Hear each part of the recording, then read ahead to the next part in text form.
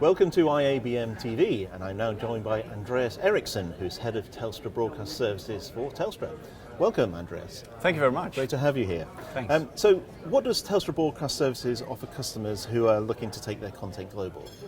So Telstra Broadcast Services is a managed service provider, a global player in the industry, and we provide two things. One is media network solutions for sporting organizations, for broadcasters, for media companies around the world who want to move their precious content from one place to another. And we do that in many different technologies, internet-based technology, fiber, satellite, all as an end-to-end managed service provider.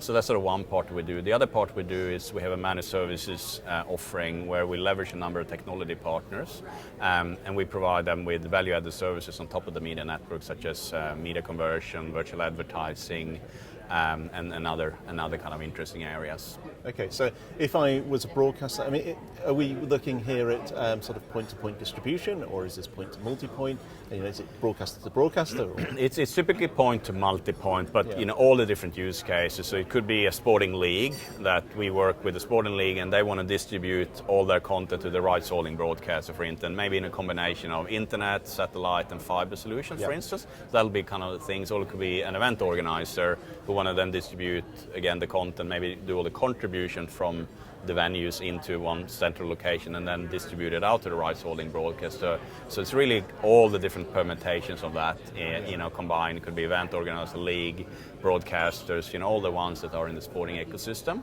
And then we do large scale deployments. So it tend to be less point to point, but we do that as well. But it tend to be quite large, big deployments that we get involved in with the largest sort of sporting events around the world, the largest sporting leagues around the globe. Those are kind of our core customers. So as it's a managed network, you provide certain SLAs, I take it. Correct. So you can guarantee latency and bandwidth and such like, can you? Yes. We have very strict SLAs, of course, you know, when we're dealing with the sort of T1 sports organization around the world. So that's exactly right. An SLA, you know, a number of metrics in terms of response rate as well. Obviously, uptime is an obvious one, but then how quickly can we respond and so forth. So that's sort of then in that we then build in that into our delivery model.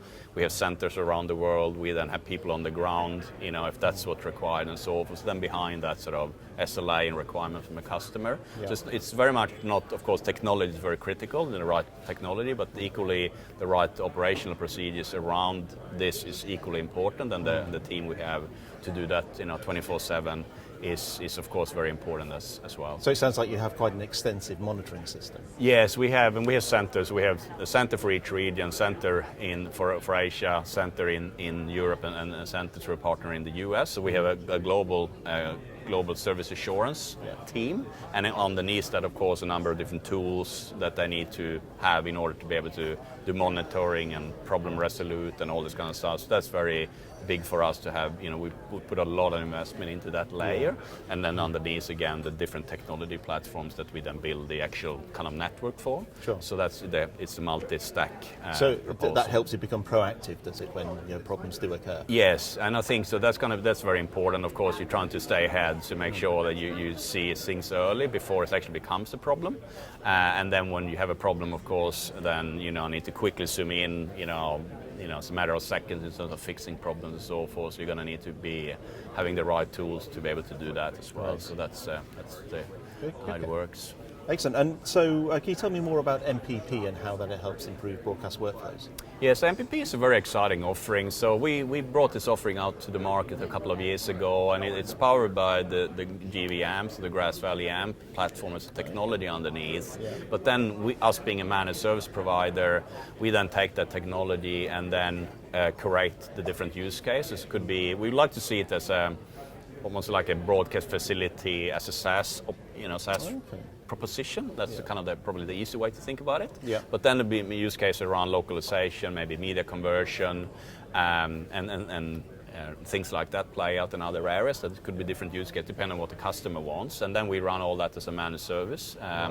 End to end, and we integrate and build that as well for the customers. So that's quite an exciting opportunity for us, because it becomes an opportunity on its own. But we do a lot. The customers we have on media networks, they then ask for value-added services. For us, it becomes logical to bundle the media networks with the MPP in different solutions. So that's what we do for broadcast and sporting organizations around the world, and increasingly so as they drive more and more towards more of a cloud-based.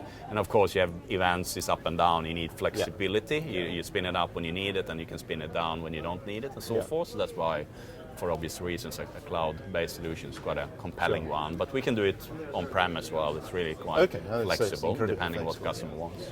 So you mentioned localization. Yes. And so is that literally you can spin up these services anywhere in the world, which is local to the event? Yes, you can do that. That's sort of one part of localization. You have sort of the elasticity and flexibility around spinning up and down. I think it's also localization for us is of course a big trend in the market, and we that's important for us to work in terms of how we can localize content. So if you look at, we work with Soponor as a technology provider for virtual advertisement, good example of how you can then tailor each feed that goes into each broadcaster with different change the ad inventory for different feeds, for instance. So that's quite an exciting opportunity when you think about that from a localization point of view, rather than sort of the same the same advertisement going to all customers. So that's kind of the things we're involved in. Yeah, great. I mean, you've mentioned a few partners. Yes. So could you tell me how you're working with these other partners, these strategic relationships with them? Yeah, no, exactly. We have a number. So we're a managed service provider, which means we need very strong technology partners that are sort of SaaS providers typically, in the new area. And, as I mentioned, GVAMP and Grassfellow being one. We also work with the Soponor team.